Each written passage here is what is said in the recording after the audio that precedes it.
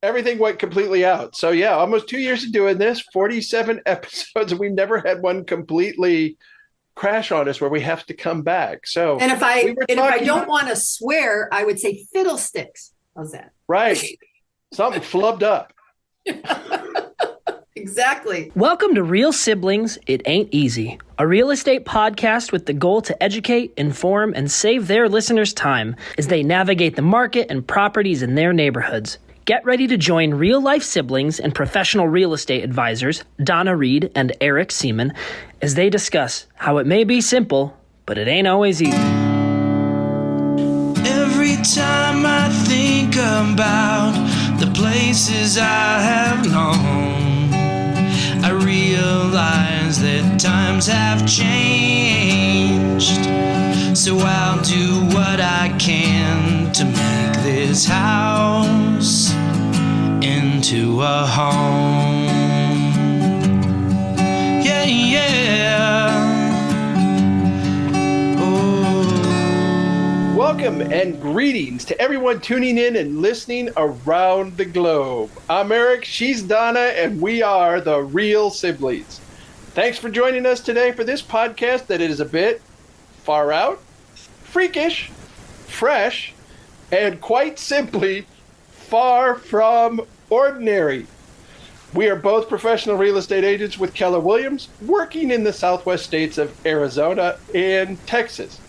Right now, I'm sure you're thinking, why all the F words? Frankly, we will explain that in due course. This podcast blends lifestyle together with real estate as we work to inform, enlighten, fasten, and enthrall our listeners. While the topics vary and our conversations always go in many directions, we strive to provide our listeners with insights into our industry, better equipping them for their next real estate transaction. Now, we invite you to relax and allow us to edutain you for the next few minutes. Oh, Eric. So, friends, Eric told me he wrote a new introduction and he didn't share it with me. But during the past year or so, we've talked about a book that I've been working on, and it is called F Words. And I know, right? And I am now at the kind of editing first edit from someone locally, and then getting ready to do the next couple of edits. So Eric suggested that maybe we talk about a couple of the words that are going to be in the book, and then, because this is our job, relate them to real estate, because that's why you're here, right? So what we decided this morning is I'm going to take a couple of the words, and Eric's going to take a couple of the words, and we're going to talk about them. And the first one that I'm going to share this morning is the word familiar, and then also in conjunction with that, familiarity. I'm going to read just a small piece of it, and then we'll share a little bit about what that means to us from the real estate perspective. So it starts, as a huge Billy Joel fan, I can't believe I didn't think to write about this word sooner. In his song, Scenes from an Italian Restaurant, they talk of their old familiar place, you and I face to face. If there isn't already something going through your head related to a familiar place in your life, then I'm going to say that's kind of unusual, because most of us have that. A few years ago, I made a summer road trip and I drove across the United States, about 5,200 miles. I also spent time just before Christmas in Chicago. As part of that road trip, I drove through Southern Illinois, where my maternal grandmother had lived. I drove into Ohio through my little hometown, and I immediately slowed down to look closely at each home. I stopped to talk to people along the way, those friends who still live where they lived when I moved away nearly 25 years ago. I took pictures of the cornfields. Yep, yes, I did. I inhaled the smell of freshly mowed grass. I walked the trail in the park where I played as a child and my kids played as little ones 20-some years later. I had coffee with the kids, in air quotes, that I went to high school with.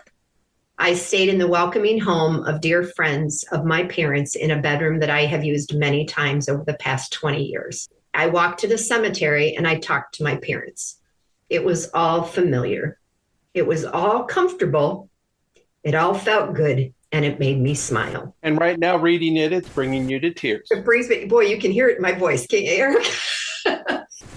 Yeah, there is something about the familiar that just evokes this emotion.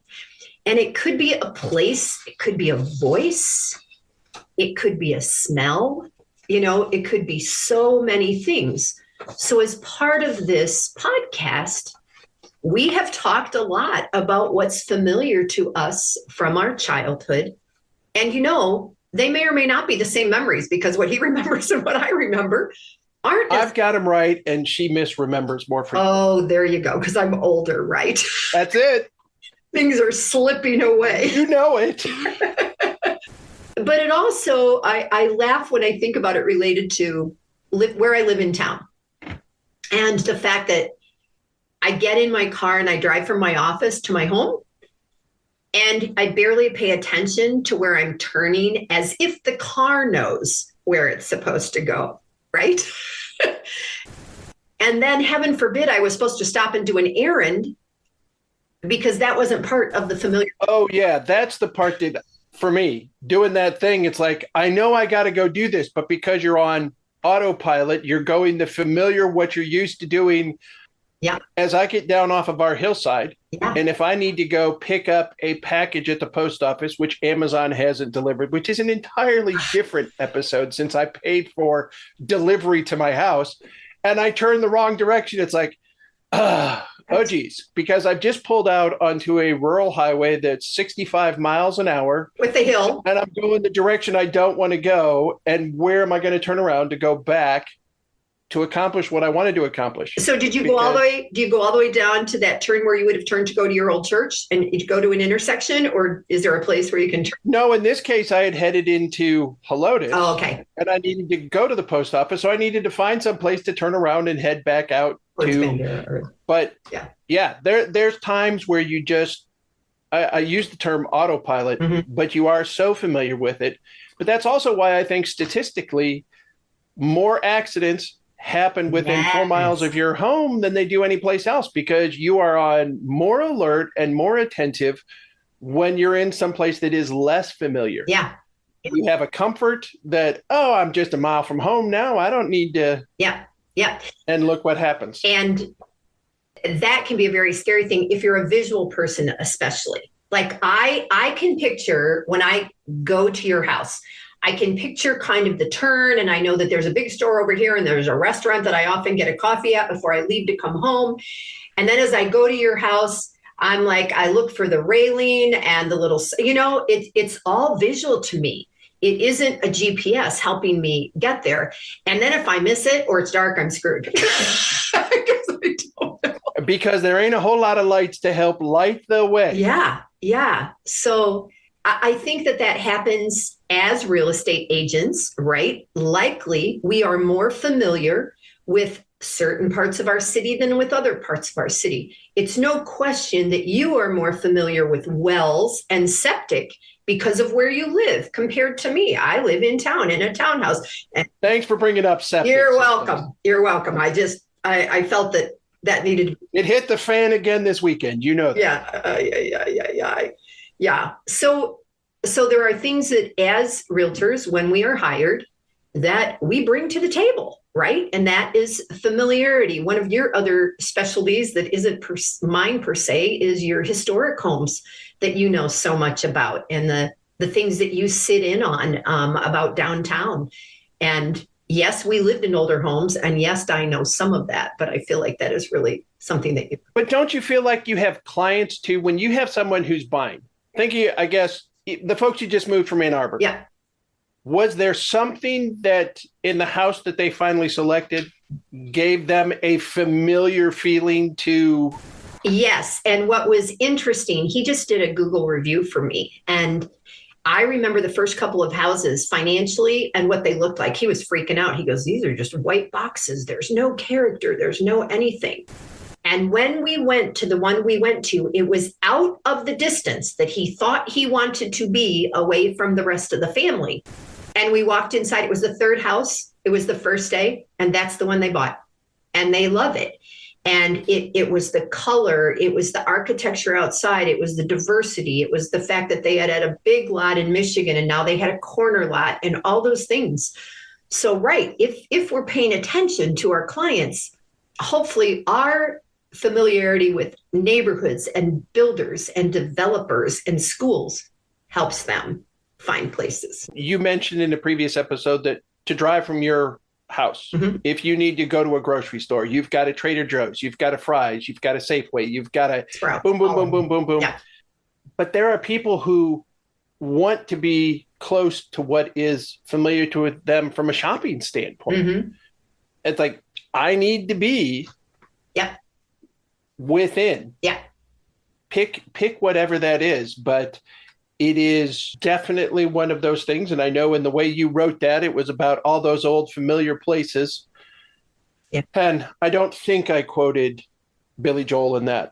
Kind of, sort of, but yeah. I'm he was familiar faces, not familiar places. I don't know. You listen to Billy Joel more than I do. Yeah. Someone in our house is not a big Billy Joel fan. Feels like everything sounds the same. Well, some of us love him, so there you go. Anyway, and you all, I'm going to end this discussion of this word and throw it to Eric for one of his words. One of the things that happened recently, and if you're a Facebook friend of mine, you probably know this, the hairdresser that I went to for the last 15 years or so was tragically killed in a car accident 2 weeks before I was supposed to have an appointment with him. And this is what I wrote. As I add this note today, February 17th, 2024, I want to honor the memory of my hairdresser of 15 years, Jason Ashkenazi. Jason died tragically a couple of nights ago. When I heard the news yesterday, I sobbed. Jason was familiar. I still sob. His shop was a place of comfort. He knew all my stories like any good hairdresser and friend. He had coffee and he had sparkling water. He had a comfy couch for waiting. His art surrounded his clients on the walls of his shop. Jason was doing some of the artwork for this book, and I wasn't loving the first image of the word flush. But today I know I will use that photo and I will laugh and cry and remember my friend. Rest in peace, Jason. Familiarity. All right, Eric, cheer me up. All right, cheer you up. All right, I'm going to go do the fastidious. I know we said we're going to pick out something. So this is Donna's writing. I'm reading her words. Someone told me I was fastidious. I looked at them with a raised eyebrow and thought, is that how you see me? Meanwhile, rolling around in my head is the thought that I have to look this word up because in my head and my heart, I would never use that word to describe myself. And you know what? I was right. This is not a good adjective for me. The Google Dictionary uses this sentence to describe someone. She chooses her words with fastidious care, meaning with great care and attention to detail. There are also comments about the attention to detail related to cleanliness, etc. As I type, I'm looking around my office at many things on the shelf and wondering when was the last time that it was all lifted and dusted. So are you a fastidious person? Boy, I sure don't think so, Eric. When I was working on this word and started sending words to be edited, I had started this and it was 6 months later and I hadn't finished it, which to me was evidence that I was not very fastidious with this writing. And the artwork that Adam did for it is great. So I can't wait, Oh, Adam did fastidious? Yeah, Adam did that artwork. It's really good.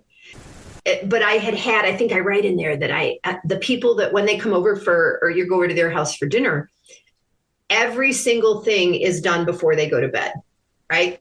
All the dishes are done. Everything's put away. The tables are wiped. The chairs are put back. Not me. And I'll bet for Mom, it would have been that way, right? Mom would have been cleaned up and everything was in its place. I think our older brother adopted that some. Think of what we've done our family reunions. And at night, and if it isn't right, we know the dishwasher is getting reorganized in the morning. Dan will fix the dishwasher. Except he's mad at us now. He doesn't. That is so true. And yet there are certain things that we as realtors, if we want to get paid, we have to be fastidious at some level, right? If you don't do the paperwork, check the boxes, get the people their keys or give their keys or do it, it doesn't happen. Right. It's just not my favorite place to be. My favorite place to be is painting art, like the picture behind me. And in some cases, you can be fastidious in certain portions of your life. Yeah. And less in others. Yeah. You live alone. Yes. So if you wake up in the morning having chosen not to do dishes at night, yep, you got nobody to look to and go, hey, why'd you leave the sink up? Right. It's my fault. Yeah. It's a choice. Yeah. Yeah. But like you said, there are other things that there is a start, there is a finish, there is a set of steps that have to be done. This morning, before we recorded, I was following up. I've got a remote closing for both the buyer and the seller. I'm representing the buyer for a piece of property this coming Friday. I sent an email out last week asking for wiring instructions, and here's the closing location. Both myself and the seller's agent, neither one of us have heard anything, and both of us sent an email this morning going, hey, what's going on? None of us have heard anything. Turns out, electronic stuff. She thought she hit send and it didn't send, so it's sitting scrolling in an outbox. So nobody had the information. So if we were not checking the boxes in a fastidious manner to make sure, would we have been a couple of days further down the road? Since we both need remote closers, right, in a specific location, those have to be scheduled ahead of time. You know, yep, that there are people in our business who do 3, 4, 5 and time of day and when the things go through, since possession occurs at closing and funding. And if it's later in the day, you're less likely to get funding. Right. So all of those things are really, really important to making sure the transaction is still being nurtured towards closing. Yep. Agreed. And we won't even mention my office. There's a reason that my office is blurred out. So as I was thinking about that, because I had mentioned that I thought Eric was more fastidious than I, and maybe the word should be thorough. I'm way more of a wing it. He puts way more of the details into this and the research and all of that. If you haven't already learned that from listening to us, that's him. And then I go, okay, and I look a couple things up. Which Eric, I don't remember you like that as a kid. So and maybe there's enough. Okay. You're frozen. Is it you? Is it me? You look like you froze up. So did you. So is it perfect that the camera quit during the word fastidious? Timing is everything. As if we planned that. All right. Do your fancy French word. Okay. So I use the word fenêtre in the book, and I'll just read the first part. I think when I started this book, I thought that I would only use English words. However, that hasn't happened. This morning, I've been a bit glazed over from not much sleep, and I've been gazing through the windows. Since the word window clearly starts with a W, I decided to use the word in French, fenêtre. It's a great word, and honestly, for the most part, even if you never spoke a word of French, you can likely sound it out and pronounce it almost correctly, which Eric did not do before we started recording, just so you know. I went on Facebook and I asked for pictures of windows, thinking I'd get 4 or 5. I got 106 photos from people. You put them online, you private messaged them to me, you texted them to me. They are pictures from airplane windows, from car windows, with kids looking out, with parents looking in, with stained glass in Europe. And it was fascinating, which may or may not be one of my words. But windows are so much a part of our life. And from a real estate perspective, yet again, there are people who, if you don't have big windows with big views, I don't want to buy. Why buy on a hillside if you don't have anything to look at? Right. Because your window is too small. Exactly.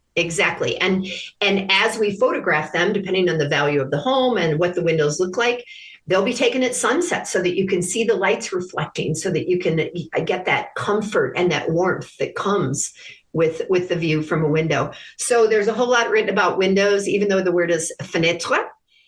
I also related a little bit to our eyes being the windows to our soul.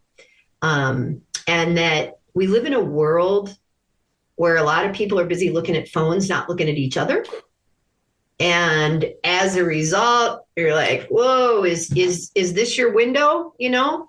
And I think that we've lost so much in our world. When I see 3 people at a restaurant, all on their phones, not talking to each other, not looking at each other, it makes me sad, kind of, you know? Yeah, and you see that more and more all the time. Yeah. Yep. But you said, is that their window? I know it's certainly a compact nowadays. Now that it has the camera screen, how many people will flip it around? And I've seen girls fixing their makeup, checking their hair, seeing how they look. Like, this is my mirror now. We can do that with this. It's a reflection of me. Yeah. Yeah. Well, and as you mentioned, the windows with a view, windows used to be so much more, what is it, fenêtre? Am I getting closer? Yeah. Yeah. Used to be much more of a statement of wealth than what you have in generic, I'll say, builder basic standards for many houses nowadays. It's some sort of polyvinyl window. It's double paned. It's white. It's one panel over one panel. And windows used to have a design and an aesthetic to where you had 6/3, but the 6/3 were 6 smaller rectangular panes that may hang over 3 vertical planes in order to create a look from the street. The transom windows and the transom windows that would have potentially leaded glass or stained glass that would open up and had that. It was much more than just, hey, that's a window that has a screen on it. Well, especially in some of the lower end homes where you have to have a window in a bedroom for someone to be able to escape. And it's right, which was never a fire code thing. No, it wasn't about that in the past. So they've developed, they've changed. And you mentioned previous in this episode about the historical homes and the fact that windows are one of the biggest thing that becomes a discussion point on all of the design review commission meetings, because people will say, well, we're changing out these windows. It's like, well, it needs to be a wood window, and a wood window is not standard and it's more expensive and it needs to conform and look like the historical pictures. And they'll bring pictures up from the 1940s to show, here's what we know the house looked like in 1940s. This is what the windows need to look like.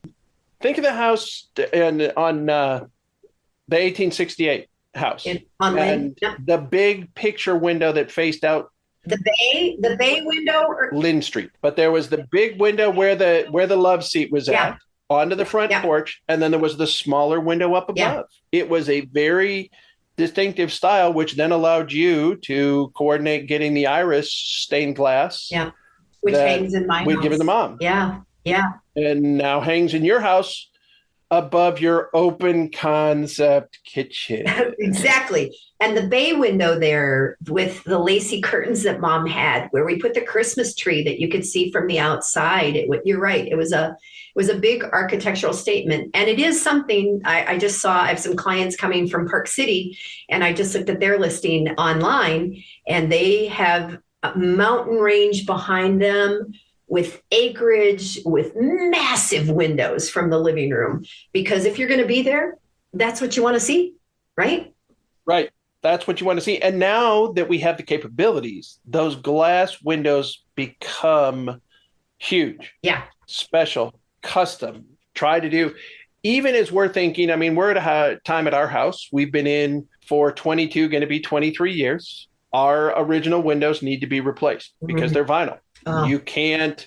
They're wearing out. Change the glazing and everything else. They're drying. The seals are going. We know there's some air issues. I mean, none of them are getting that mildewy kind of look like you've seen windows that have that. But at the front of our house, where we have 4 standard 36-inch wide windows side by side, we're talking about when we do it, the middle window, we'll put two smaller ones on either side and replace and change the framing and put one larger window between the two narrower ones. Are you going to make it so that you have screens there so that you can open those? Yes. Yeah. Nice. Yeah. And I mean, we've had screens before, but the screens wear out too. Yeah. It's just. Well, everything does. Nothing is designed to last. And I have an email off to my septic maintenance company about that very thing that I'll say the owner hasn't responded to me yet. Not pleased about that. Good times. Oh, yeah. But all right, Eric, what's the fourth? Finite. We got to finish. Finite was one of your F words. Maybe this is the way you finish the book, right? I don't know yet, but maybe. No, finish, finite. And you open this one reflecting. You must have been doing this your last trip to Germany. Okay. It's 4:30 p.m. where I am, 7:30 a.m. at home in Arizona.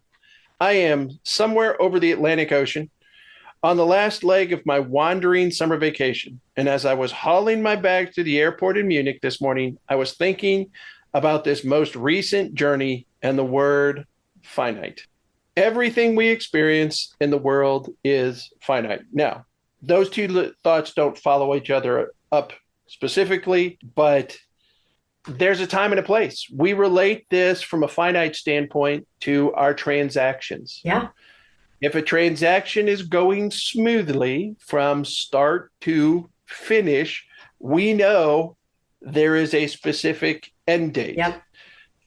When we do a listing, we put a finite time or a frame around the time that house is intended to be on the market. Mm-hmm. And if we are doing our job successfully, you don't have to file an amendment. Yeah. And say, hey, we have to extend our previously thought finite time. Yeah. It's what we do, how we work in some very, very specific timeline. Yeah. One of the things that I brought up to you is we're planning for this. I have a transaction that's going. Eric, you're frozen again. Oh, man. So we're back. Hopefully we'll be able to edit. I was pointing out to Donna during a prolonged break that we had when the episode came to a finite conclusion unexpectedly. Yep. Computer world and everything from Arizona to Texas. I don't know, maybe there was a sunspot. Something happened and everything went completely out. So yeah, almost 2 years of doing this, 47 episodes, and we never had one completely crash on us where we have to come back. So and if I don't want to swear, I would say fiddlesticks. How's that? Right. Something flubbed up. Exactly. So we were talking finite, huh, Eric? Yes, we were. And that in the middle of a transaction, that there is a finite specified amount of time for the buyer to get this money in order for them to have the right for this unrestricted right to terminate. Right. And that wasn't met. So that option period was to be 10 days, which was yesterday at 5 o'clock. And now we're in an extended, protracted time frame that has, at this point, no end in sight. So at some time, we'll hit the finish line and we'll be finite. Finitely. Finitely. Frankly, we hope. It was all rubbish. Yeah. So Eric here at the office, he says that I use the word frankly a lot. And I'm like, he goes, you should write about frankly. And I'm like, frankly, I don't know what I'd write. I don't even know who that guy is. Yeah, I don't know, Frank, but yeah. Well, technology is fascinating, isn't it? Fascinating, frustrating. Frustrating. Yep. And when it works, we love it. And because it facilitates conversation. Oh, you're just going to keep throwing out the words. As I'm coming to the end of this, you're going to finish this episode. I hope. And people keep sending me more words to write. And then you start looking them up and you're like, oh yeah, there's that word. And oh yeah, there's that word. And I'm like, no, I got to get done. I got to finish it sooner or later because I really want it published this summer. And it's already May. So dang, 2024. It's on my list. It is one of the things on my goal list that will not be scratched off. So ready? Want me to wrap up the episode? Yeah, why don't you finish this one? Alrighty. So Thank you to everyone for listening and joining us, as we strolled a little bit down memory lane and we reflected a little bit about how certain F words relate to our life in Lindsey, Ohio, and then how it's impacted our careers where we live right now. So we don't talk just about the houses, we talk about the lifestyle. This was a little of both. And as we wrap up this one, we want you to keep in mind that our goal is to communicate, educate, entertain, facilitate, Facebook, I don't know. Facebook. With our listeners. An egregious plug. We are not an affiliate membership. We get no money for her using that word. That's true. I just am an overuser of Facebook. So anyway, if you're in Arizona, specifically the Tucson area, or if you're in South Central Texas or San Antonio, we are both licensed realtors with Keller Williams, and we are here to help you find the perfect property for your family to call home and create your own memories. And remember that anywhere across the country or the world, we also have affiliates, and we are part of an extensive network, and we can help advise and guide you to other realtors in other places. So this is perfect today. Remember, it may be simple, but it ain't always easy. And until next time, I'm Donna. I'm Eric. And we are Real Siblings. All right, Eric, you can have. Every time I think about the places I have known, I realize that times have changed. So I'll do what I can to make this house into a home.